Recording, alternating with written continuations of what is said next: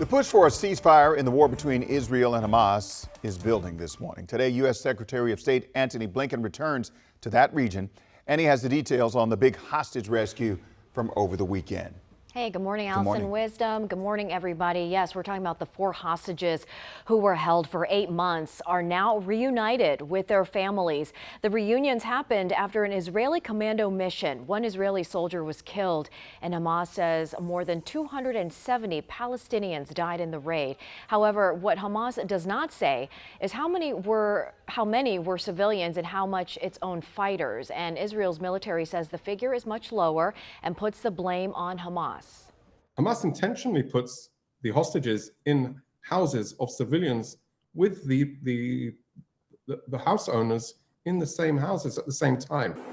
As Blinken presses for both sides to sign onto a U.S. ceasefire plan, a member of Prime Minister Benjamin Netanyahu's emergency government has resigned. Opposition leader Benny Gantz had set Saturday as the deadline for Netanyahu to release a post-war plan. And Allison and Wisdom, when that didn't happen, Gantz quit.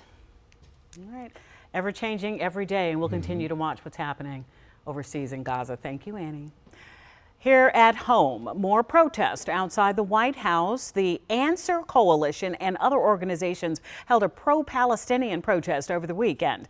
Organizers say thousands of people surrounded the White House on Saturday, forming what they called a red line. They're demanding President Joe Biden suspend all aid to Israel.